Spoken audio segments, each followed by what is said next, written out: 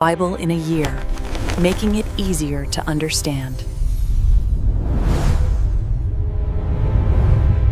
Imagine you saved the whole world. Literally. You're the reason millions of people didn't starve to death during a global famine. They build statues of you. They name boulevards after you. Your family is living in the Beverly Hills of the country, protected and prosperous. And then, a few generations later, a guy sits on the throne, looks at your family, and says, "I've never heard of him." And his people? Yeah, they're a national security threat. Chain them up. It's the ultimate ghosting, John. Like, how do you just delete a whole legacy from the national memory? It's not just forgetting, Steph. It's an erasure. And it's exactly how the greatest rescue story in history begins. Welcome back to Bible in a Year, making it easier to understand. I'm Stephanie, and I'm sitting here with my favorite theologian and the guy who always has a modern mirror for every ancient problem, my husband, John. Hey everyone, I am so pumped for today. We are officially leaving the family drama of Genesis and stepping into the national epic of Exodus. This is the big leagues. This is where the covenant goes from a family promise to a national identity. I can tell you've had your coffee today, but seriously, the jump from Genesis to Exodus it's jarring. At the end of Genesis, Joseph is basically the vice president of Egypt. Then we open Exodus 1, and everything is on fire. It's a total vibe shift, right? We go from the Goshen resort to maximum security in about 8 verses. And it all hinges on that one terrifying line. Now there arose a new king over Egypt who did not know Joseph. That's what I want to talk about first, because as a reader, that feels impossible. Joseph was the most famous man in the world. How do you just not know him?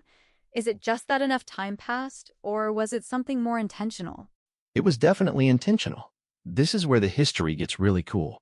Most scholars believe this new king was Ahmose first, the founder of the 18th dynasty. See, before him, Egypt had been ruled by these foreign kings called the Hyksos. They were Semitic people, just like Joseph and the Hebrews. So the Hyksos and the Hebrews were basically cousins in the eyes of the native Egyptians. So when the native Egyptians finally kicked the Hyksos out and took their country back, they looked at the Hebrews and saw leftovers from the old regime. Exactly. It's like a hostile corporate takeover. The new CEO doesn't care that you were employee of the month under the old boss. To him, you're just a liability. In fact, he's worried you're a sleeper cell that's going to help the old boss come back. So he decides to deal shrewdly with them. He doesn't just kill them, at least not at first. He tries to break their spirit with parak. That's the Hebrew word for crushing labor. It's so dark. He tries to turn them into state property. They're building Pithom and Ramses, these massive storage cities. But the plan backfires. The text says the more they were oppressed, the more they multiplied. It's like God was doing covenant math, while Pharaoh was doing political subtraction. I love that. God's math always wins. But when the labor doesn't work, Pharaoh goes to level 2, infanticide. He tells the midwives to kill the baby boys. And when that doesn't work, because the midwives feared God more than the king, he tells the whole nation to throw the babies into the Nile. It makes my heart ache just thinking about those mothers. But this is where 1 Chronicles 6 comes in, right? Because we need to know who these people are that God is about to use. Right. Most people skip those genealogies in 1 Chronicles 6 verses 1 to 3 because it's just a list of names. But it's the legal scaffolding for the whole story. It tells us that Moses, Aaron, and their sister Miriam weren't just random kids picked out of a hat. They were Levites. Specifically, they were from the Kohathite branch. Why is the Kohathite part a big deal? Because the Kohathites were the ones later entrusted with the most sacred items in the tabernacle, including the Ark of the Covenant. By putting Moses and Aaron in this specific line, the Bible is telling us that the prophetic voice and the priestly voice are coming from the same divinely chosen household. They have the pedigree for the job God is giving them. So while Pharaoh is trying to wipe out the future of Israel, God is meticulously lining up the family tree of the rescuers. That leads us right into Exodus 2. We meet a Levite woman named Jochebed who has a baby. She hides him for 3 months, but then she does something that I think we often misinterpret as an act of desperation. You mean the basket? Yes. She makes a papyrus basket, coats it with tar and pitch, and puts it in the reeds.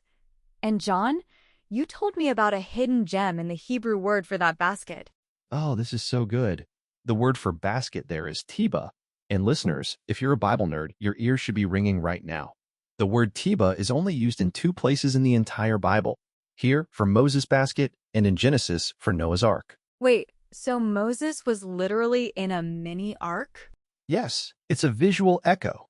Just like God used a Tebah to save Noah and his family from the floodwaters of judgment, he uses a Tebah to save Moses from the Nile waters of judgment. Jochebed isn't just putting her baby in a laundry hamper. She is building a survival pod. She is trusting the God of the Ark to handle the God of the Nile. And the irony is just, it's delicious. Pharaoh's daughter, the princess of the very regime trying to kill these babies, finds him. She feels pity. And then Miriam, Moses' sister, steps out of the bushes like a total boss and offers to find a nurse. She brings back Jochebed. So Pharaoh's daughter ends up paying Moses' own mother to raise him. It's like the government trying to shut down your daycare, but then accidentally giving you a massive grant to run it in your own living room. God is literally funding the training of his deliverer using Pharaoh's own bank account. It shows that even when the new king doesn't know Joseph, God hasn't forgotten his promise. But Moses doesn't just stay in the palace. He grows up, he sees the suffering, and he tries to fix it his own way by killing an Egyptian. And it goes horribly wrong. He tries to do God's work with man's hands, and he ends up a fugitive in Midian for 40 years. He goes from being a prince of Egypt to a shepherd in the middle of nowhere. He thinks the story is over. He thinks he's been forgotten too. But we know the story is just getting started. When we come back from our break, we're going to talk about what happens when God finally catches up with Moses in the desert and why a burning bush is the ultimate modern mirror for God's character. Stick around, guys. We'll be right back. And we are back. I hope you guys had time to grab a refill on your coffee because we are diving straight into the deep end. We just left Moses in the desert, 40 years of sheep, silence, and probably thinking he had missed his chance to do anything significant. He's 80 years old, guys. 80! Which is so encouraging for anyone out there who feels like they're in a waiting season. Moses didn't even start his real job until he was at the age where most people are looking for the best retirement community in Florida. Right? He's in low-stress mode. He's tending the flock of his father-in-law, Jethro, and he leads them to the back of the desert, near Horeb, the mountain of God. And that's where things get sparkly. Sparkly? You mean the burning bush? Exactly. But think about it this way. Out in that desert, a bush catching fire isn't actually that weird. It happens. But what made Moses stop was that the bush was burning, but it wasn't disappearing. It's the modern mirror of the self-charging battery. Wait, explain that. How is a bush like a battery? Okay, so every fire we know needs fuel, right? If you have a campfire, you need logs. No logs, no fire. But this fire didn't need the bush. It was self-sustaining. It was its own power source.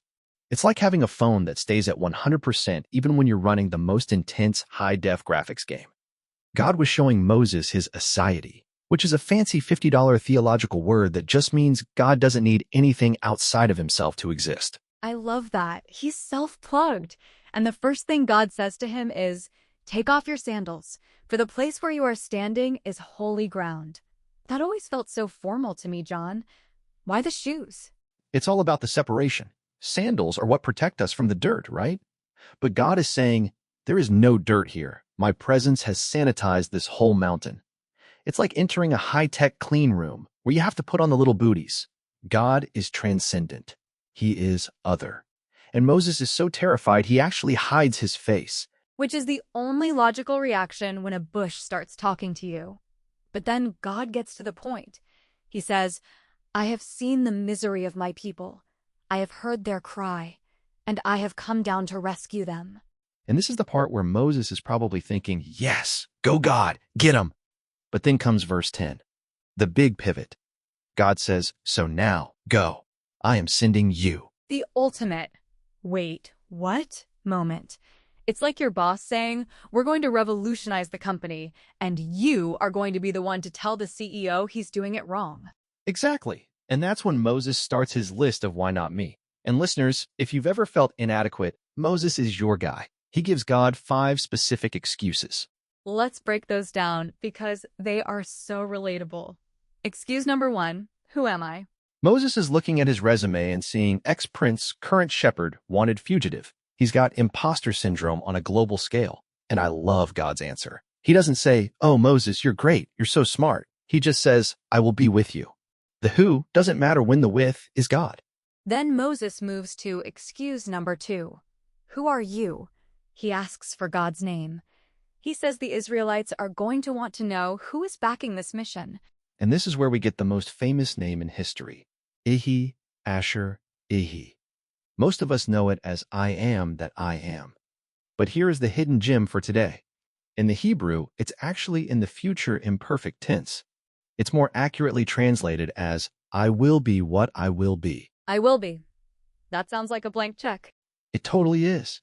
God is telling Moses, I'm not a statue you can pin down. I am the God of the future. Whatever you need tomorrow, I will be that. You need strength? I will be that. You need a way through the sea? I will be that. It's a promise of presence for whatever tomorrow looks like. But even a blank check from God wasn't enough for Moses. He moves to excuse number 3. They won't believe me. So God gives him visual aids, the 3 signs. First, the staff turns into a snake. Now, in the modern mirror, this is huge. The cobra, the uraeus, was the symbol of Pharaoh's power. It was literally on his crown. By telling Moses to grab it by the tail, which is how you get bitten, by the way, God is saying, Pharaoh's power is under my control. Grab it. It's just a stick to me. And then the leprous hand. That one always grossed me out in Sunday school. It is gross, but it's the system restore for your life. Leprosy was like a living death. God shows Moses he can make him unclean and clean in a second. It's a mini-gospel. God can take the sin that's rotting us from the inside and make us whole again. It proves he has authority over the messenger, not just the message. Then Moses tries, excuse number 4, I'm not a good speaker. He says he's slow of speech and slow of tongue. And God is like, Moses? Who do you think made the mouth? Who makes the deaf hear or the blind see? It's like complaining to Steve Jobs that your iPhone has a bug. He's the one who wrote the code. But even then, Moses hits the final level. Excuse number 5. Please just send someone else. The real heart of the issue. He just didn't want to go. And that's the first time the text says God got angry.